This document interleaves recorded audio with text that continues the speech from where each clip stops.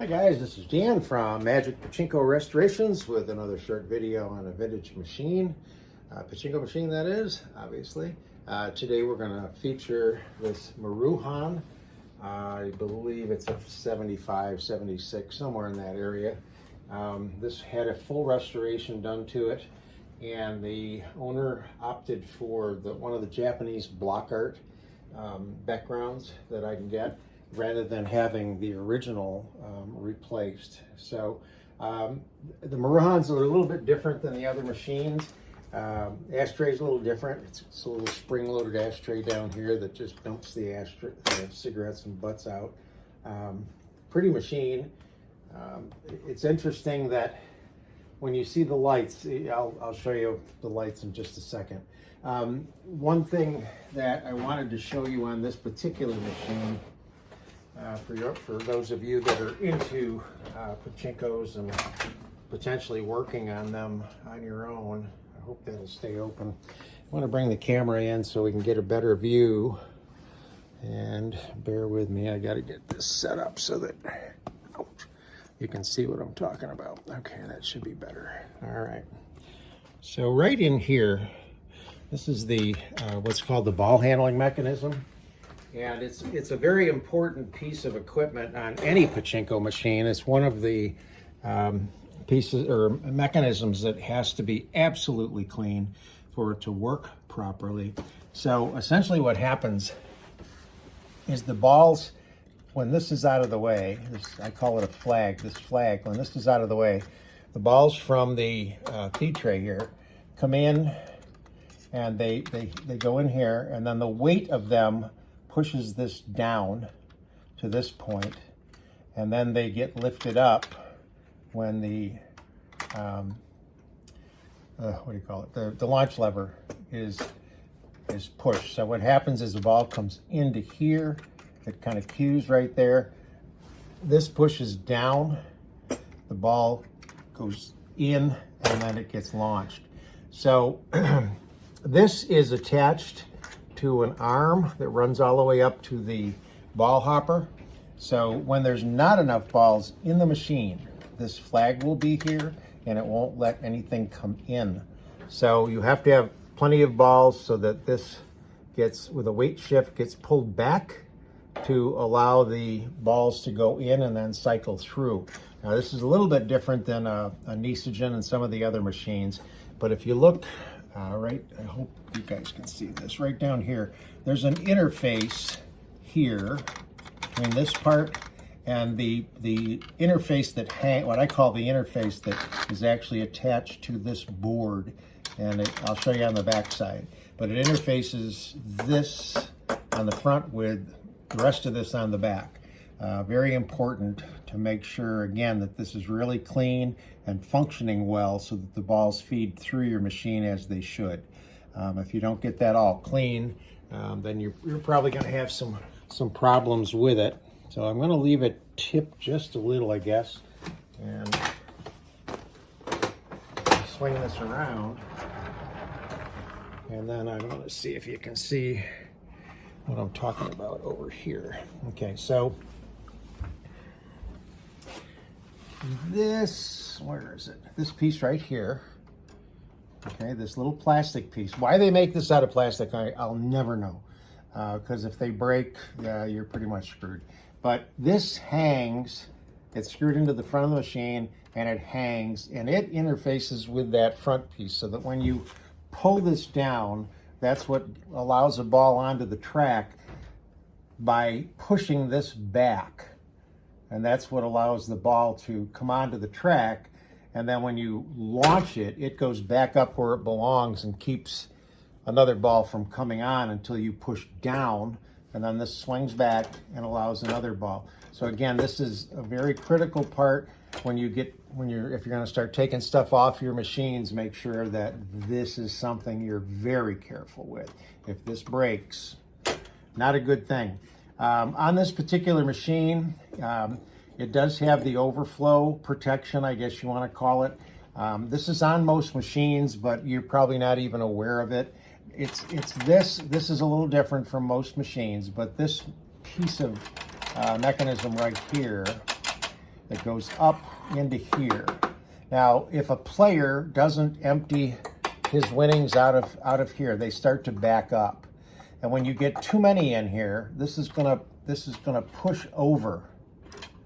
So this'll when this goes back, this will allow it to push over. So you see what's happening now? If this gets pushed over, it doesn't allow the interface piece to swing, and it won't allow you, let me get my hand out of the way there. It won't allow balls to feed onto the launch ramp. So that's what this is. It's not a necessary part for a home machine. It's just something that's there and kind of cool, I guess. Some stuff on a Pachinko machine, I'm not sure where the heck they even bother putting it on, but you know, we're not in a parlor situation when we play with these things at home. So some things matter and some things don't. Okay, so that's the lesson in Pachinko 101. Let's move on to getting this machine properly ready for play. So before I do that, upper hopper, upper feed rack, not rack, chute, upper feed chute, turnaround, lower feed chute, jackpot. This area right in here is called the seesaw chamber. Normally there would be a cover on this, long gone I suppose, but that's the seesaw. The exit chute for a losing ball is right here. The exit for a winning ball is right here. So when you go to load this thing and play it, you do need something that's wide enough to catch the balls as they drop out. In the parlors, they just would have dropped out into a chute. For home use, you don't want them dropping out all over your floor. So the nice thing about this is that the default on this is where you want it to be. And when I say the default on this, I'm talking about the ball dump or the ball release. Now, let me keep this up. If this gets activated up here, come on, let go. Oop, up. This one's tight. There. Oop, there. Okay. So this will go across like this, and let the arms, the L-shaped arms, swing, and this would let the balls go out the dump. So when you get the machine, you want to make sure you pull this back and it engages like that. It'll drop down in here, and then it won't let these arms swing way up here. They'll swing up out of the way of this, but you don't want them to swing way up into this area, so the balls will dump. Now, another thing too is you've got this is a maintenance piece, so in the parlors they could stop the flow of the balls right here. For home use, obviously get that out of the way. So first thing you want to do is just take a handful. Yeah, I'm not going to drop all of those on the floor. Take a handful, drop it in.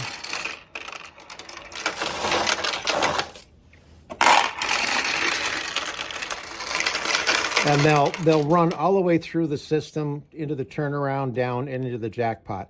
And as they start to fill up the jackpot, they're going to start to back up until they start to back up into this tray. Now, prior to this, you would plug the little transformer in and plug it into the pigtail. And if you notice now, this light down here is lit. That means there's not enough Pachinko balls in the machine for it to be properly loaded. So now that you know this flow is okay, you can dump a whole bunch of balls in there, and you should have at least 500. You just want to keep a small handful for yourself to play. So this is backed up. This is full, full, full. Everything is good as far as getting the machine loaded with balls. The other thing that you need to check is what's called your seesaw. So this is the seesaw right here. This one's is made of brass. There are 2 Pachinko balls trapped inside. I don't think you can see them in a brass one, probably not. But there are 2 balls in there. They belong in there. And the seesaw, when a winning ball comes in, it comes down this ramp, goes into the seesaw. Seesaw tips, lets the ball out and into the exit chute. But prior to playing, this has to be in this position. Right end up, left end down. Now, if it had a cover on it, you would use this little push pin right here. But without a cover, obviously, you can just get in there with your fingers. So just make sure that this is down at this side and up at that side. So now that we've got that set, with the seesaw in the right position and the balls all loaded into the machine, we kept a handful for ourselves to play. The catch box is in place, and now the machine is ready to go. Okay, so the player would have loaded his purchased balls in this tray, and then he's going to start to play the game. Now, if you press you want to press all the way down and let it roll off your thumb. So that's a win, but if you notice, it only lights up this little light back here. If I were designing this machine, I would have put lights up in here. The ball out light is here, the winning ball is there. Kind of a weird thing for a company to do, but now, there's another win. Okay, so if you press, this is the way you should play Pachinko. All the way down, release. All the way down, release. Now, if you notice, all the way down and release, it's going all the way over, hitting a bumper, and staying on the right-hand side. If I go all the way down and then come up just a little and release, the ball will stay on the left side. So you need to get used to that, so that when the tulips are open on this side, you can get at them. When the tulips are open on this side, you can get at them. Ideally, you want the ball to lose its momentum right up in this area and drop down through the center attractions, because the center attractions will open up the tulips.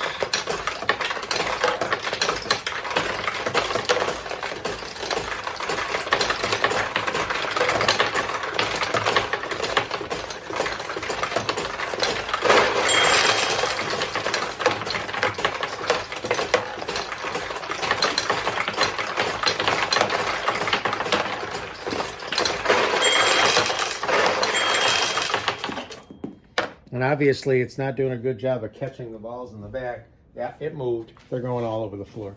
But that's the Maruhon, fully restored. Hope you like it.